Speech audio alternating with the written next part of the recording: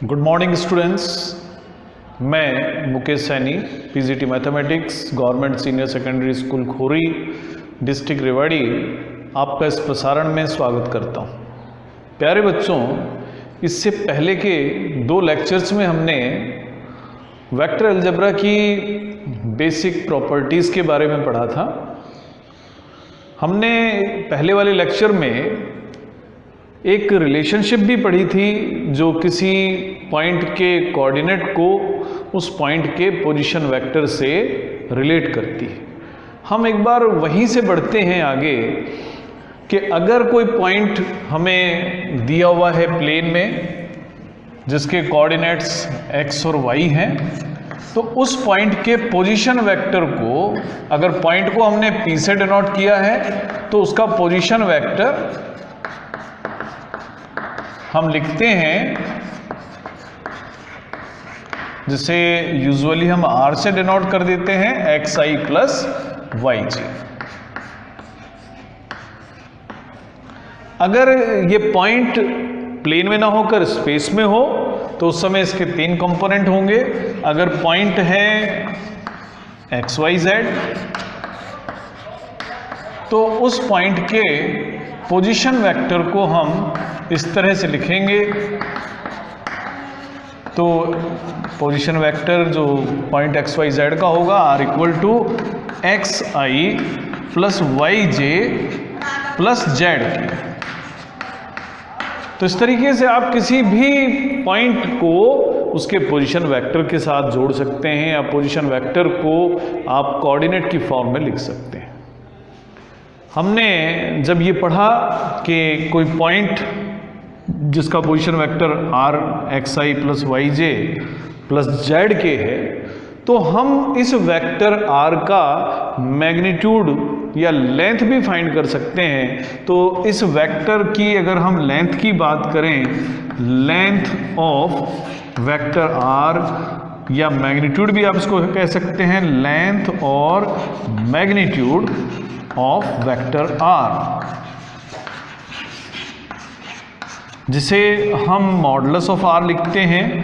और modulus of r होगा जो भी हमारे i, j और k के कोफिशिएंट हैं, आप उनके स्क्वायर्स कर लें और उनको ऐड करते हैं, यानी root of x square plus y square plus z square.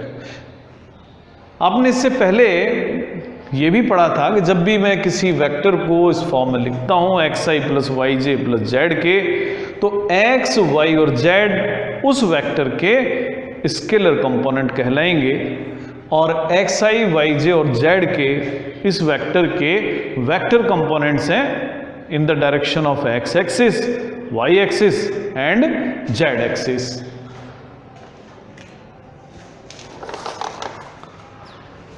अब अगर हमें दो वेक्टर्स गिवन हो, अगर हमें एक वेक्टर दिया हुआ है वेक्टर a जो कि a1i plus a2j plus a3k, और वेक्टर b अगर हमें गिवन है b1i plus b2j plus b3k, और ये दोनों वेक्टर्स ही इक्वल हैं। अगर ये दोनों वेक्टर्स अगर इक्वल हैं तो एक ही कंडीशन में इक्वल होंगे कि इनके कॉरस्पॉन्डिंग कंपोनेंट्स इक्वल होंगे, यानी कि जो i कंपोनेंट हैं वो आपस में इक्वल होंगे। a1 b1 के इक्वल होगा, a2 b2 के इक्वल होगा और a3 b3 के इक्वल होगा। तो ये था इक्वलिटी ऑफ वेक्टर्स। अब अगर बात आती है कि कैसे वेक्टर्स को हम ऐड कर सकते हैं या सब्ट्रैक्ट कर सकते हैं जबकि वो कंपोनेंट की फॉर्म में दिए हुए हों, तो अगर हमें दो वेक्टर्स कंपोनेंट की फॉर्म में दे रखे हैं तो मैं एडिशन ऑफ वेक्टर्स को इस तरह से डिफाइन करूंगा, vector a plus vector b, और vector a plus vector b किसके इक्वल होगा कि आप कॉरस्पॉन्डिंग कंपोनेंट को ऐड कर दें, यानी a1 plus b1 into i, इसी तरह से a2 plus b2 into j और A3 plus B3 into K। तो यानी जब भी आपको दो वेक्टर्स को ऐड करना है तो आप इनके कॉरस्पॉन्डिंग कंपोनेंट्स को लें और उनके कॉरस्पॉन्डिंग कंपोनेंट्स को ऐड कर दें, और यही तरीका है वेक्टर्स को सब्ट्रैक्ट करने का। अगर a माइनस बी की बात करेंगे, vector a minus vector b, तो ये होगा a1 minus b1 plus a2 minus b2 into J और a3 माइनस b3 इंटू के।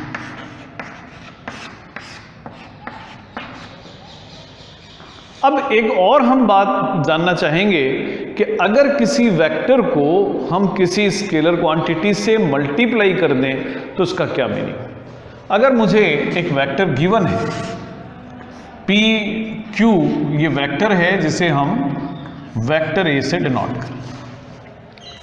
अगर आपको कहा जाता है कि ये वेक्टर ए है, आप 2 times of vector A find करेंगे, तो इसका मीनिंग होगा कि हमें एक ऐसा वेक्टर फाइंड करना है जिसकी लेंथ पी क्यू की 2 टाइम्स होगी लेकिन डायरेक्शन सेम होगी। तो इस तरीके का वेक्टर हम इस तरह से शो कर सकते हैं कि ये जो पी आर वेक्टर है ये 2 टाइम्स ऑफ वेक्टर ए है। अब दोनों में देख रहे हैं दोनों की डायरेक्शन सेम है, जो डिफरेंस है वो केवल मैग्नीट्यूड में है। तो यहां P R vector P Q vector का 2 टाइम्स है। कई बार हमें नेगेटिव ऑफ वेक्टर भी फाइंड करना पड़ता है, जैसे वेक्टर पी क्यू है, अगर आपसे कहा जाता है कि -1/2 times of A vector find करें, तो इसका मीनिंग होगा कि आपको जो वेक्टर ए गिवन है जो कि वेक्टर पी क्यू है उसके अपोजिट डायरेक्शन में एक वेक्टर फाइंड करना है। क्योंकि आप नेगेटिव साइन से शो कर रहे हैं, आपको एक वेक्टर ऐसा फाइंड करना है जिसकी डायरेक्शन गिवन वेक्टर की अपोजिट होगी और जिसका मैग्नीट्यूड हाफ होगा। तो इस तरीके का एक वेक्टर हम बना सकते हैं। यहाँ पर P पॉइंट होगा, यहाँ कोई पॉइंट S ले लेते हैं और डायरेक्शन इस बार जो कि पहले P से Q की तरफ थी अब P से S की तरफ है, लेंथ भी PS की PQ के मुकाबले आधी है। तो अगर वेक्टर PQ वेक्टर A को डिनोट करता है तो vector PS -1/2 times of A को डिनोट करे। अब बात आती है कि अगर हमें कंपोनेंट की फॉर्म में कोई वेक्टर दिया हुआ है तो उसका मल्टीपल या कोलिनियर वेक्टर कैसे फाइंड करें। सपोज ए वेक्टर हमें गिवन है कि a1i plus a2j plus a3k, तो इस समय 2 टाइम्स ऑफ a1 का मतलब होगा जो उसके कंपोनेंट्स हैं वो भी 2 से मल्टीप्लाई कर दिए जाएं, यानी 2 of a1 plus 2 times of b1 plus 2 times of c1।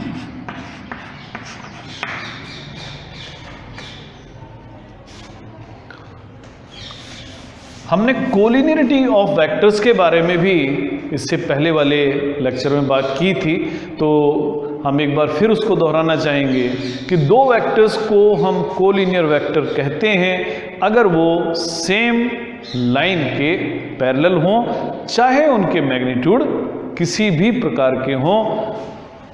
Condition सिर्फ यही है कि जो डायरेक्शन है वो किसी भी लाइन के पैरेलल होनी चाहिए। डायरेक्शन सेम भी हो सकती है और डायरेक्शन जस्ट अपोजिट भी हो सकती है। दोनों ही स्थितियों में वेक्टर्स कोलिनियर होंगे। अब अगर दो वेक्टर्स मान लेते हैं, पहला वेक्टर A है जिसके component a1i plus a2j plus a3k हों, और दूसरा वेक्टर B हो जिसके components b1i plus b2j plus b3।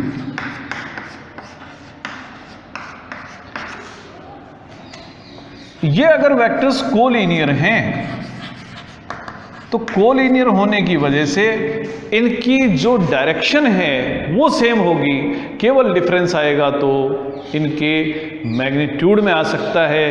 तो जब भी आपको दो वेक्टर्स को कोलिनियर बताना हो तो इसका मतलब एक वेक्टर दूसरे वेक्टर का लैम्डा टाइम आप शो कर दें, जैसे A = lambda time of B लिखते हैं। अब अगर दोनों की डायरेक्शन सेम है तो लैम्डा जो एक कांस्टेंट है वो पॉजिटिव साइन वाला होगा। अगर दोनों की डायरेक्शन डिफरेंट है तो लैम्डा का जो साइन है वो नेगेटिव होगा।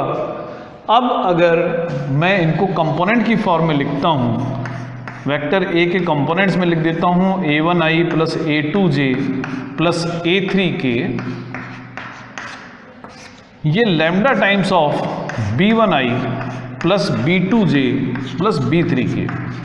क्योंकि दो वेक्टर्स की इक्वलिटी की अभी हमने जब बात की थी तो हमने बताया था दो वेक्टर्स तभी इक्वल हैं जबकि उनके कॉरस्पॉन्डिंग कंपोनेंट्स इक्वल हैं। इसका मीनिंग हुआ कि a1 lambda time of b1 होना चाहिए। आप इसको लिख सकते हैं कि a1 अपॉन b1 की वैल्यू लैम्डा होनी चाहिए। इसी तरह से a2 lambda time of b2 होना चाहिए और इसको आप शो कर सकते हैं कि a2 अपॉन b2 लैम्डा होना चाहिए। इसी तरह से अगर a3 की बात करें तो a3 lambda time of b3 होना चाहिए, यानी a3 अपॉन b3 की वैल्यू लैम्डा होनी चाहिए। अब क्योंकि तीनों ही लैम्डा की वैल्यू हैं, तीनों इक्वल भी होनी चाहिए, तो कंडीशन हमारी बनती है कि अगर दो वेक्टर्स कोलीनियर हैं तो उनके कॉरस्पॉन्डिंग कंपोनेंट्स का रेशियो भी सेम होगा। a1 अपॉन b1 की वैल्यू a2 अपॉन b2 के इक्वल होगी और ये वैल्यू a3 अपॉन b3 के इक्वल होगी। तो जब कभी भी आपसे दो वेक्टर्स को कोलीनियर प्रूव करने के लिए बोला जाए तो आप उनके कॉरस्पॉन्डिंग कंपोनेंट्स का रेशियो फाइंड कर लें, वो कांस्टेंट होना चाहिए। तो इस तरीके से हम दो वेक्टर्स को कोलीनियर प्रूव कर सकते हैं।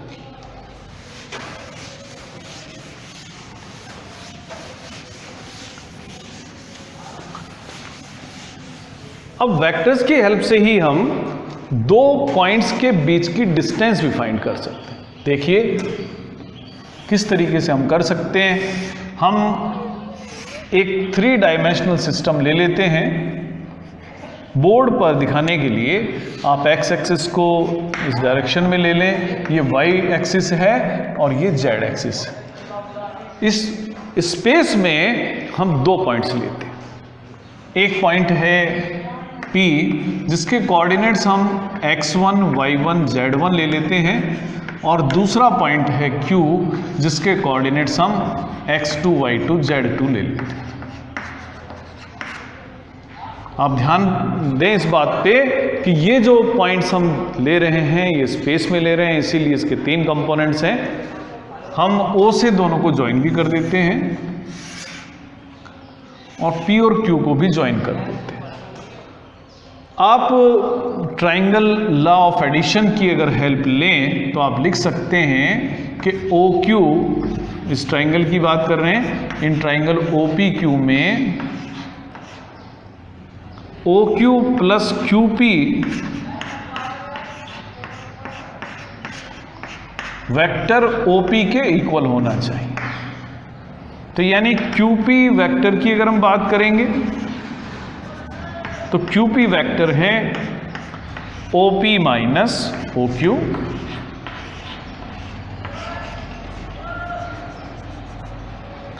OP का मीनिंग अगर हम वेक्टर की फॉर्म में लिखें, क्योंकि इसके कोऑर्डिनेट्स हैं, तो OP यानी कि पोजीशन वेक्टर ऑफ P, और ये पोजीशन वेक्टर होगा x1i plus y1j plus z1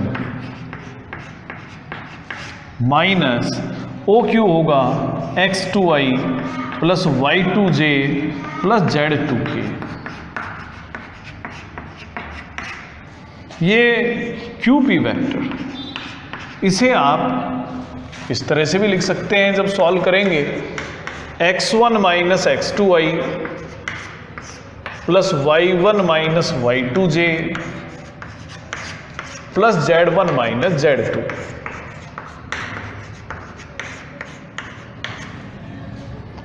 अब अगर आप P और Q के बीच की डिस्टेंस फाइंड करना चाहते हैं तो आप QP का मॉडुलस फाइंड कर लें। आप QP का मॉडुलस कहें या PQ का मॉडुलस कहें, दोनों एक ही बात है। और मॉडुलस फाइंड करने का तरीका भी हमने देखा था। x1 माइनस x2 इसका स्क्वायर करें, j कंपोनेंट जो कि y1 माइनस y2 है इसका भी स्क्वायर कर लें, और k कंपोनेंट यानी z1 माइनस z2 के स्क्वायर का भी स्क्वायर करें, तीनों को ऐड करें। तो ये दोनों पॉइंट्स p और q के बीच की डिस्टेंस है। आप इसको इस तरह से भी लिख सकते हैं क्योंकि दोनों का एक ही मीनिंग है, x2 माइनस x1 का square plus y2 minus y1 का square plus z2 minus z1 का स्क्वायर। तो ये ऐसे दो पॉइंट्स के बीच की डिस्टेंस है। आप चाहें तो इसको PQ का मॉडुलस भी लिख सकते हैं, जिनके position vectors x1i plus y1j plus z1k और x2i plus y2j plus z2k हैं। तो दो पॉइंट्स के बीच की ये डिस्टेंस हो गई। और आप अगर इसको याद करें, 11th क्लास में हमने पढ़ा था डिस्टेंस फार्मूला, जो दो पॉइंट्स x1 y1 z1 और x2 y2 z2 के बीच की डिस्टेंस फाइंड करता है। तो ये वही फार्मूला है। तो वेक्टर्स की हेल्प से भी हम दो पॉइंट की डिस्टेंस भी फाइंड कर सकते हैं। अब हम बात करेंगे कि direction cosines of a vector क्या हो।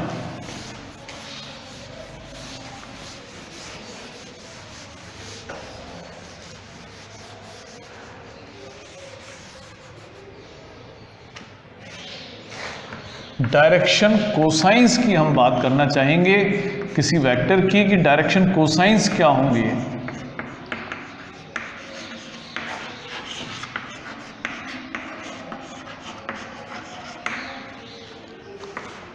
अगर हम स्पेस में एक वेक्टर लेते हैं OP,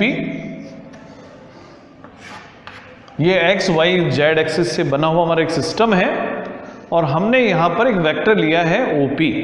अगर ये vector OP x axis y axis और z एक्सिस से जो एंगल बना रहा है वो हमें मालूम हो, अगर x एक्सिस से बनने वाला एंगल को हम अल्फा से डिनोट कर दें, OP जो एंगल बना रहा है y एक्सिस से उसे हम बीटा से डिनोट कर दें, और z एक्सिस जो एंगल बनाता है इस वेक्टर के साथ में उसे हम गामा से डिनोट कर दें, तो ये तीनों एंगल्स अल्फा बीटा और गामा एक क्रम में डायरेक्शनल एंगल्स कहलाते हैं। तो आप समझ सकते हैं कि if a vector OP makes alpha comma beta comma gamma angles with positive directions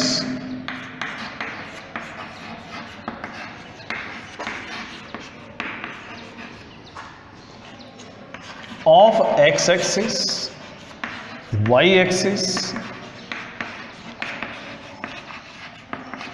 and z-axis respectively, अगर ये कोई भी वेक्टर जिसे हमने OP से डिनोट करा है वो x एक्सिस, y एक्सिस और z एक्सिस की पॉजिटिव डायरेक्शंस के साथ में अल्फा बीटा और गामा एंगल बनाता है, देन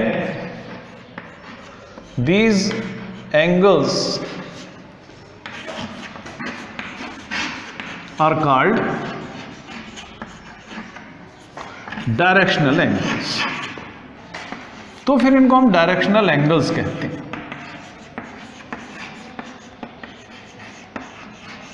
और जो ये एंगल्स हमें मालूम हुए, जो एंगल्स हैं उनके अगर आप कोसाइन फाइंड कर लेते हैं तो ये डायरेक्शन कोसाइंस कहलाते हैं। एंड कॉस अल्फा यानी जो एंगल अल्फा था उसका कॉस यानी कॉस अल्फा, कॉस बीटा और cos gamma are called direction cosines. इनको हम डायरेक्शन कोसाइंस कहते हैं। किसी भी वेक्टर के अगर हम डायरेक्शन कोसाइंस की बात करें तो किसी भी वेक्टर के डायरेक्शन कोसाइंस यूनिक होते हैं और इन्हें यूजुअली हम स्मॉल लेटर्स L, M और N से डिनोट करते हैं। तो यूजुअली हम लिखते हैं L equal to cos alpha, cos alpha को आप L से लिख देते हैं, कॉस बीटा को M से लिख देते हैं और कॉस गामा को N से डिनोट कर देते हैं। अब कोई भी नंबर्स जो इन डायरेक्शन कोसाइंस के प्रोपोर्शन में लिखा जाता है उन्हें हम कहते हैं direction ratios. Numbers proportional to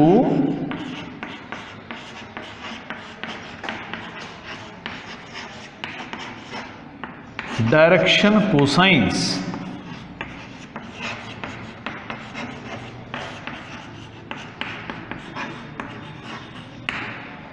are called direction ratios.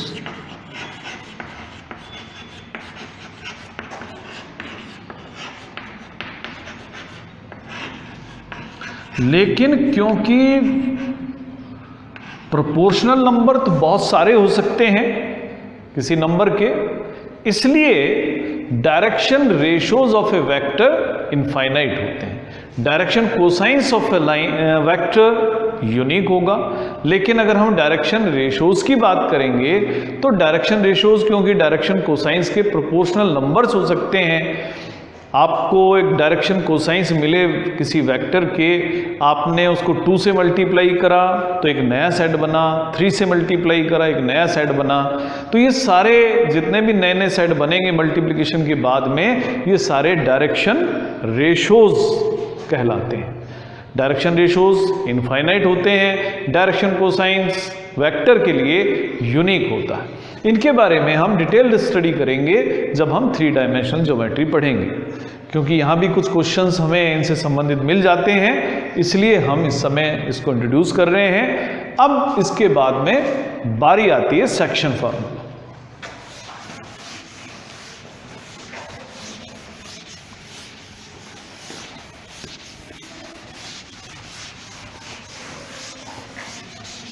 तो सेक्शन फॉर्मूला के बारे में हम कोऑर्डिनेट ज्योमेट्री में तो पढ़ चुके हैं, वेक्टर्स में भी इनका कैसे प्रयोग किया जाए, हम पहले section formula for internal division पढ़ेंगे।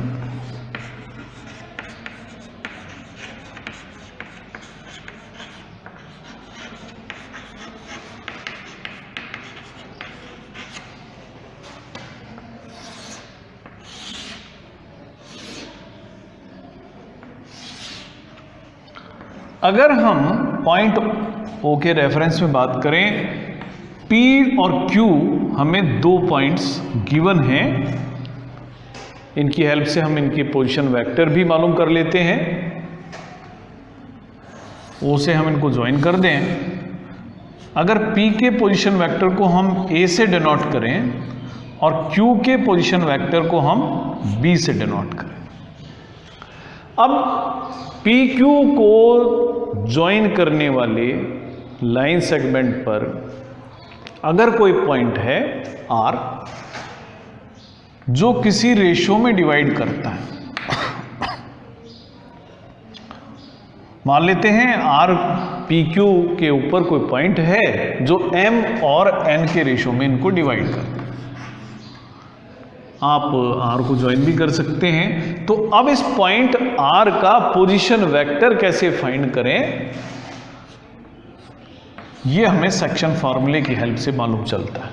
अगर हम पॉइंट R के पोजीशन वेक्टर को R से डिनोट कर दें तो ऐसी स्थिति में पोजीशन वेक्टर ऑफ R को लिखते हैं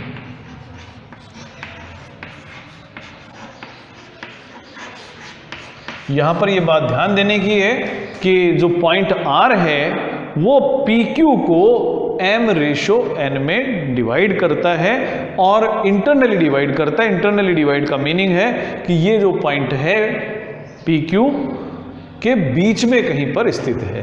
तो पोजीशन वेक्टर ऑफ R को अगर हम R से डिनोट करें तो पोजीशन वेक्टर ऑफ R होगा m into position vector of b plus n into position vector of a और m प्लस n, जो भी रेशो में ये डिवाइड कर रहा है। ये रेशो आपको मालूम होता है कि रेशो क्या है, 2:3 है, 3:5 है, जो भी रेशो है वो आपको मालूम होगा। आप उस स्थिति में किसी भी पॉइंट का पोजीशन वेक्टर फाइंड कर पाएंगे। तो r पॉइंट का पोजीशन वेक्टर होगा कि आप इस रेशो को दूसरी साइड में जो पॉइंट है उस पॉइंट के पोजीशन वेक्टर से मल्टीप्लाई करें और n को दूसरे साइड में जो पॉइंट है p उसके पोजीशन वेक्टर से मल्टीप्लाई करें, दोनों को ऐड करें और m प्लस n से डिवाइड कर देंगे तो ये पोजीशन वेक्टर ऑफ r आपको मालूम हो जाएगा।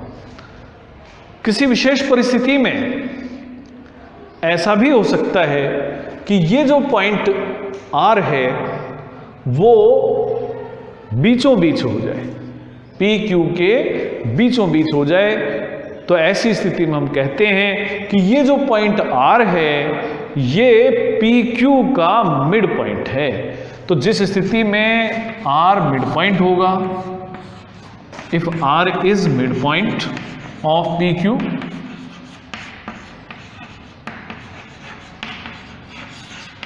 देन M और N उस समय बराबर होगा। तो R होगा, आप n की जगह भी m यूज कर सकते हैं, mb plus ma upon m plus m, यानी m अगर आप कॉमन ले लें तो b plus a upon 2 times of m, या आप इसको लिख सकते हैं कि r होगा a प्लस b अपॉन 2।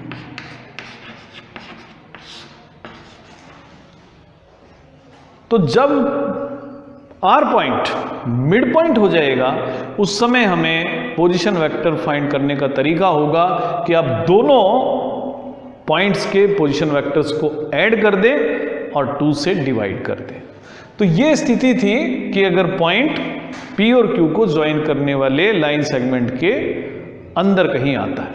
कभी कभी ऐसी परिस्थितियां भी आ सकती हैं कि जब ये पॉइंट R PQ के बीच में नहीं है, तो हम ऐसी स्थिति में भी उस पॉइंट के पोजीशन वेक्टर को फाइंड कर सकते हैं। इसे कहते हैं section formula for external division. तो इसकी भी बात हम करते हैं।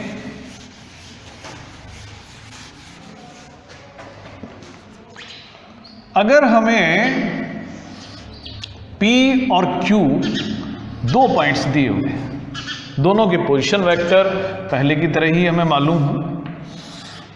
अगर P का पोजीशन वेक्टर A हो, Q का पोजीशन वेक्टर B हो। अब अगर कोई और पॉइंट है R जो PQ को आगे बढ़ाने पर कहीं पर मिलता है, मान लेते हैं ये पॉइंट R है, तो R पॉइंट का जो पोजीशन वेक्टर होगा, जिसे हम R से डिनोट कर देते हैं, तो ये जो डॉटेड लाइन है इसका मीनिंग है कि हमने ये जो पॉइंट R लिया है ये PQ को आगे बढ़ाने पर हमें मिला है। तो ऐसी स्थिति में यहां पर अगर PR और QR का रेशो m/n हो तो हम कहते हैं कि R पॉइंट PQ को m और n के रेशो में एक्सटर्नली डिवाइड करता है। और अगर ये पॉइंट एक्सटर्नली डिवाइड करता है तो उस समय R पॉइंट के पोजीशन वेक्टर को लिखने का तरीका होगा m into B minus n into A. तो ये जो PR है m और QR है m, ये दोनों स्केलर क्वांटिटीज। आप इस m को b से मल्टीप्लाई करेंगे, n को a से मल्टीप्लाई करेंगे, दोनों का डिफरेंस लेंगे और m माइनस n से डिवाइड करते हैं। तो इस तरीके से हम दो पॉइंट्स को जोड़ने वाले लाइन सेगमेंट के अंदर कोई पॉइंट है, उस पॉइंट का पोजीशन वेक्टर फाइंड कर सकते हैं। कोई पॉइंट इस लाइन सेगमेंट से बाहर है तो भी हम उसका पोजीशन वेक्टर फाइंड कर पाएंगे। तो प्यारे बच्चों, आज हमने वेक्टर से रिलेटेड कुछ बेसिक कंसेप्ट्स के बारे में पढ़ा है। अब इन कंसेप्ट्स को हम कैसे यूज करेंगे ये हम अगले लेक्चर में पढ़ेंगे। आज के लिए इतना ही, धन्यवाद।